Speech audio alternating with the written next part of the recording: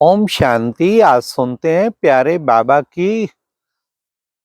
आज दशहरे के दिन, विजयदशमी के दिन 24 अक्टूबर की मुरली से दिल में छपने वाली गहराई की बातें। तो बाबा ने आज कितना सुंदर कहा। आज का गीत ही बहुत अच्छा था। बनवारी रे जीने का सहारा तेरा नाम, मुझे दुनिया वालों से क्या काम है। हाँ। तो आज का मुरली मंथन मैसूर के रिट्रीट सेंटर से कर रहे हैं। कितना हरियाली हरियाली है, बड़े बड़े वृक्ष। प्रैक्टिकल रिट्रीट सेंटर है। कंस्ट्रक्शन कम और हरियाली ज्यादा। तो बाबा ने कहा, गीत किसने गाया? गोपी बल्लभ के गोपियों ने गाया। हाँ, कि जीने का सहारा तो तेरा नाम है, हमको दुनिया वालों से क्या काम है कुछ काम? कुछ भी तो काम नहीं। झूठी दुनिया, झूठी माया, झूठी काया, झूठा सब संसार। तो हमें तो मिल गया सच्चा बाबा, सच्चा साहिब मिल गया। तो हम क्यों कहीं और दिल लगाएं? इसलिए जीने का सहारा तेरा नाम है। सारा दिन बुद्धि में बाबा बाबा, मीठा बाबा, प्यारा बाबा, ये प्यारा बाबा, ये दिल का सहारा बाबा। तो ये अंदर से निकलता रहे, इसको ही कहते हैं वास्तव में सच्चे दिल की याद। फिर बाबा ने कितना अच्छा कहा कि बच्चे तुम विशेष जो है, देखो अपने को चेक करो। कोई भूत अंदर तो नहीं है, अभी भी कोई विकार तो नहीं है। इन भूतों को भगाना है। भूत जब प्रवेश करते हैं ना, शक्ल बदल जाती है। तो यहाँ पर भी देखो, कभी क्रोध आएगा तो शक्ल बदली मिलेगी। काम वासना में शक्ल बदली मिलेगी। अहंकार में, रोब में बिल्कुल शक्ल बदल जाती है। तो भूत ही तो हुए ना। बाबा कहते हैं इन भूतों को भगाना है। फिर बाबा ने दिल शिकस्त भी नहीं होने दिया। बाबा ने कहा संपूर्ण तो कोई बना नहीं है, इसलिए बच्चों को पूरा पुरुषार्थ करना है। कि जरा भी अंदर कोई विकार ना रहे। इन विकारों पर पूर्ण विजय प्राप्त करना, यही तो दशहरा है। रावण को वर्ष वर्ष बाबा ने जलाते हैं कहते हैं, लेकिन जलता नहीं है। आज बाबा ने कहा 10 विकार पुरुष के, 5 विकार पुरुष के, 5 नारी के। रावण के 10 शीश मदोगरी के तो नहीं दिखाते ना। वास्तव में 5 रावण के, 5 मदोगरी के। जैसे लक्ष्मी नारायण का कट्टा विष्णु बना देते हैं, ऐसे ही ये भी है। तो बाबा ने कहा कि बच्चे, तुम बच्चों को, अब देखो बच्चे, परम पिता परमात्मा आकर उद्घाटन करते हैं। वाह, किस चीज का? स्वर्ग का उद्घाटन करते हैं। या बाबा ने कहा यूं कहो, ओपनिंग करते हैं, ओपनिंग सेरेमनी। हाँ, तो उद्घाटन करते, ओपनिंग करते, या बच्चे ये भी कह सकते हो कि फाउंडेशन डाल रहे हैं। तो बाबा आके कितना सुंदर कार्य कर रहे हैं। हम सब बच्चे बाबा के मददगार हैं।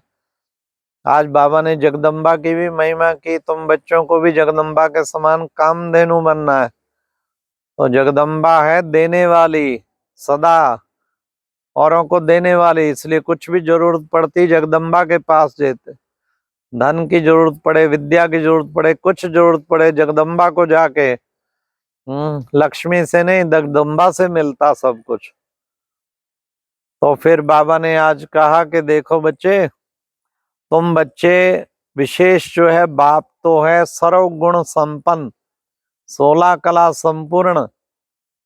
16 कला संपूर्ण श्री कृष्ण। बाप है सर्वगुण संपन्न, आनंद का सागर, ज्ञान का सागर। अब तुम बच्चों को भी आके सर्वगुण संपन्न बना रहे हैं। तो तुम्हें बाप समान ऐसा सुंदर सर्वगुण संपन्न बनना है। तो बच्चों को ना कितनी ना खुशी रहनी चाहिए। क्या से क्या बाबा बना रहे हैं। खुशी का पारा सदा चढ़ा रहना चाहिए, पारा कभी नीचे उतरे नहीं। बाबा ने कहा ये है संगम युग, तुम अब खड़े हो संगम युग पे। अब बाप नई दुनिया तुम्हारे लिए स्थापन कर रहे हैं। और ये पुरानी दुनिया बस गई के गई। कलप कलप बच्चे, बिल्कुल ऐसे सृष्टि चक्र चलता रहता है। कलप पहले भी तुम हमसे मिले थे, अब मिले हो, फिर मिलते रहेंगे। ये कलप कलप का चक्कर है। फिर बाबा ने कहा कि देखो बच्चे, तो वर्षा लेना है तो इस पढ़ाई को जरूर पढ़ना। आज पढ़ाई पे बाबा ने बहुत अटेंशन खिंचाया कि बच्चों को पढ़ाई जरूर पढ़नी है। जब तक बाप बैठ पढ़ा रहे हैं तो पढ़ना ही है। हाँ, पढ़ाई का कितना शौक होना चाहिए। एक भी दिन मुरली मिस ना करें। हाँ, बाबा की मुरली पढ़ के रिवीजन करें, रिवीजन करके फिर उसको धारण करें। कितना अच्छा बाबा ने साधन दे दिया। मुरली मंथन मोबाइल पे मिल जाता है, बस क्लिक करें, दिन में 3-4 बार तो सुन ही लेना चाहिए। भगवान के बोल कान में पढ़ते रहेंगे तो कान भी सफल हो जाएंगे, दिमाग भी अच्छा हो जाएगा, बुद्धि मिसगाइड नहीं होगी, सदा गाइडेंस मिलती रहेगी। बाबा की श्रीमत इतनी अच्छी है हमारे सामने। श्रीमत, कदम कदम पे श्रीमत जो है बाबा की पालन करने वाले, तो ऐसे बच्चे हम बने। फिर बाबा ने कहा कि देखो बच्चे, निंदा स्तुति मान अपमान इन सब में आके पढ़ाई को नहीं छोड़ना। जैसे कोई निंदा स्तुति में होगा, कहीं मान कम मिला, अपमान हुआ, तो बाबा की पढ़ाई छोड़ देते हैं, बुद्धि उल्टी हो जाती है, विरोधी बन जाते हैं। तो बाबा ने कहा ये तो आ गए, माया के अधीन हो गए, माया के अधीन कभी नहीं होना। ऐसा पढ़ाई पढ़कर तुम बच्चों को सदा खुश रहना है। फिर बाबा ने कहा देखो बच्चे, गाली तो किसको नहीं मिली, सबसे ज्यादा कृष्ण को मिली। कलंक लगाए वस्त्र उठा के ले गया, क्या किया तो लिखा है। ऐसा थोड़ी श्री कृष्ण करेंगे। श्री कृष्ण जिसको भगवान का रूप कहते, 16 कला संपूर्ण, संपूर्ण निर्विकारी, सर्वगुण संपन्न। तो बाबा कहते कि भाई वास्तव में वो तुम, फिर ब्रह्मा बाबा को कितना कलंक लगे, सारे हैदराबाद सिंध में फैल गया कि ऐसा करता ऐसा करता, इतनी को भगा के ले गया गोपियों को। कहता है 16,000 चाहिए, अभी तो 300 आई हैं। तो कितनी छिछी हुई, निंदा हुई। बाबा ने कहा तो परवाह की, परवाह थी पार ब्रह्म की, सो पा लिया, बाकी क्या रहा। तुम बच्चों को भी डरना नहीं है। इस निंदा चुगली में, किसी के निंदा अपमान करने से बाबा की न पढ़ाई छोड़ेंगे, न बाबा का घर छोड़ेंगे, न बाबा का दैवी परिवार छोड़ेंगे, न बाबा का मधुबन छोड़ेंगे। तो ऐसा सच्चा बाबा का गॉडली स्टूडेंट बन के दिखाना है। तो ऐसी पढ़ाई का कल हम बाबा के हुनसूर सेंटर में, सुर सब जोन का पहला पहला सेंटर जो खुला, तो उसमें बाबा ने कितना सुंदर, वहाँ गॉडली स्टूडेंट की विशेषता क्या है, इसी बात पे चर्चा हुई कि भाई देखो, गॉडली स्टूडेंट जो होगा ना, अच्छी पढ़ाई पढ़ने वाला, क्या करेगा, वो रोज आना, क्या करेगा, आके बाबा के रेगुलर होगा, एक दिन मुरली मिस नहीं करेगा, पंक्चुअल होगा पढ़ाई में। तो ये भी उसकी विशेषता होगी। डायरी पेन हाथ में होगा, नोट्स बनाएगा, होमवर्क करेगा, जो भी होमवर्क मिलेगा उसे जरूर करेगा, चार्ट रखेगा, ताकि जो बाबा ने होमवर्क दिया उसका प्रैक्टिकल आगे प्रूफ दे इसको। तो ये पढ़ाई पढ़ने वालों की अच्छी निशानियां हैं। तो बाबा ने कहा तुम्हें भी ऐसे उस पढ़ाई का सदा शौक रहना चाहिए। जितना अच्छी तरह पढ़ाई पढ़ेंगे तो तुम श्रेष्ठ महान बनते जाएंगे।